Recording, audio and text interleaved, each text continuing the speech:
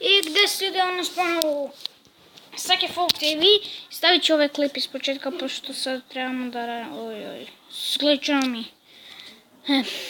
Danas imamo nešto totalno drugačije.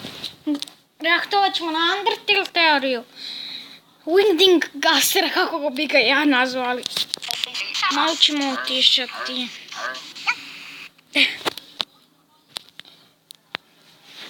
Beware of the man who speaks in hands. To je Gaster.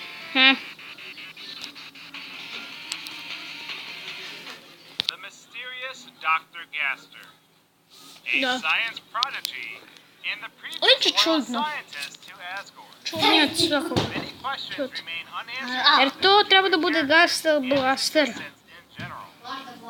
During a normal playthrough of the game, one may never even be aware of his presence.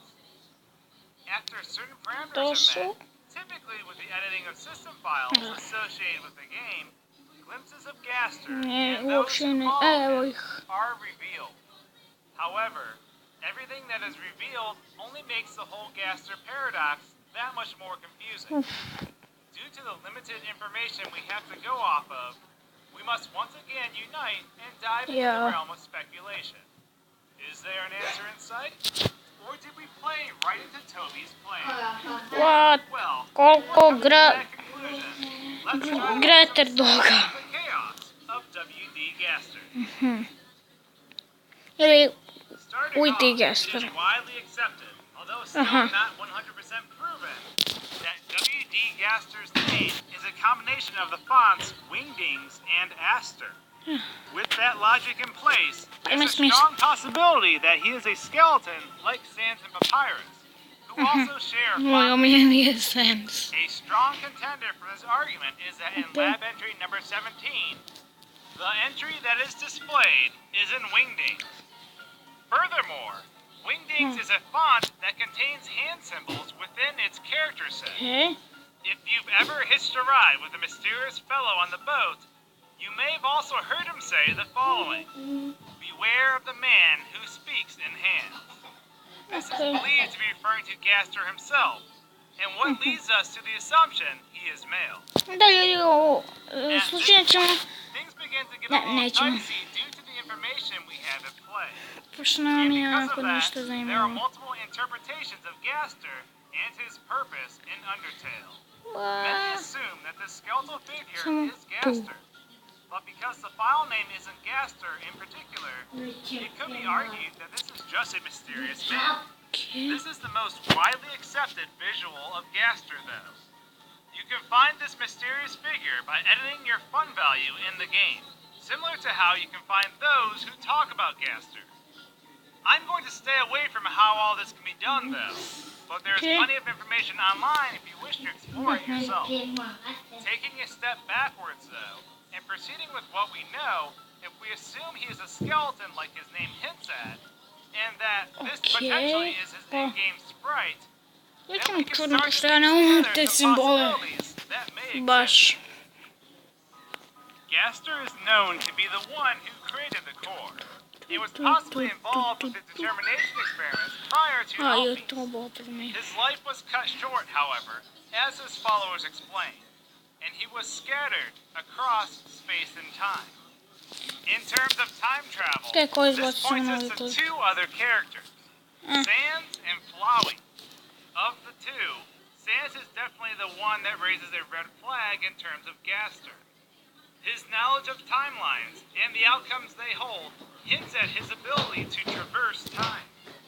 He makes several remarks in the game about giving up trying to go back, and that you will never see them again. During his fight, he also states, our reports showed a massive anomaly in the space-time continuum, and that timelines were jumping left and right.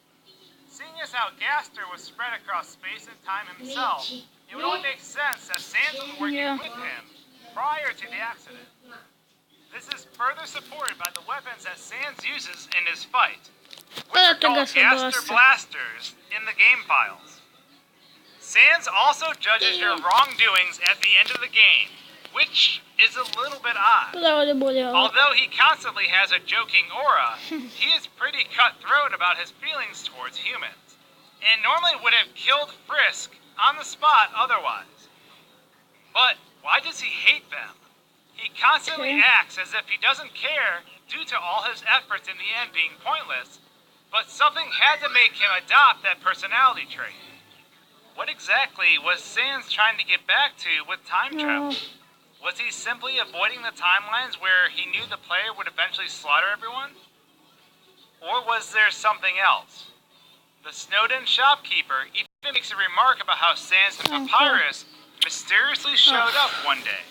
So it's clear that they just randomly appeared. But from what? A failed experiment? The mysterious machine in the workshop? Are they from the distant past? Or are they part of Gaster himself? Spoiler. If Gaster was involved in some horrible experiment, could it possibly be that he is a fusion of two skeletons? Was there a skeleton called Wingdings and another called Aster? Is Sans and Papyrus the two halves of Gaster? In a Pinky and the Brain-esque situation, where Sans retained the knowledge from their complete form? Or is Papyrus the bizarro version of Gaster from another timeline? Sans does have photos from various timelines that show himself with a bunch of unknown people, after all. All of this definitely screws with what we just discussed, though. And this all sounds pretty absurd, right? But then again, everything involving Gaster is absurd. And we still don't know what happened to him. There is mention that he fell into his creation, and that the experiment went wrong, but are we just assuming these are the same thing? Or are these two different things? Gaster's head appears to be cracked, or melted. Seeing the mystery man is Gaster. Is this due to him falling into the core and smashing his skull? Or is he melted because he was injected with determination? So many questions. So many. Toby, throw us a bone. With any amount of theorizing, you of course can get way too deep into things. So on that front, let's dump everything we've discussed and take a step back. We assume a lot of things about Gaster, from his identity to his role in Undertale. But perhaps the idea of Gaster is a lot more simple than we think. Obviously, at this point, all of us are scratching our heads due to the lack of information we need to seal the deal. But if Gaster's being is incomplete, perhaps it is really just a manifestation of Toby leaving it incomplete due to the timing of the game's release.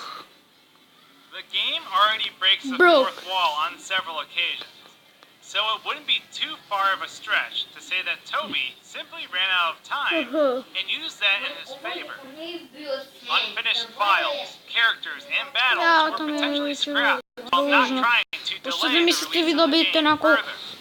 So Gaster is literally spread across space and time by being an incomplete idea. With the Kickstarter, Toby stated that any money left over after the game's development will go into extending the world of Undertale outside of the game, or perhaps through another game. Is Gaster the link to this extension, or perhaps a future game? Far-fetched? Of course. Impossible? No. Perhaps as time goes on, clues will come forth and bring new light to the mysterious death of Dr. Gaster. Perhaps it was Colonel Sans in the bedroom with the mysterious left eye. Or perhaps it was Mr. Uboa in the alternate dimension with...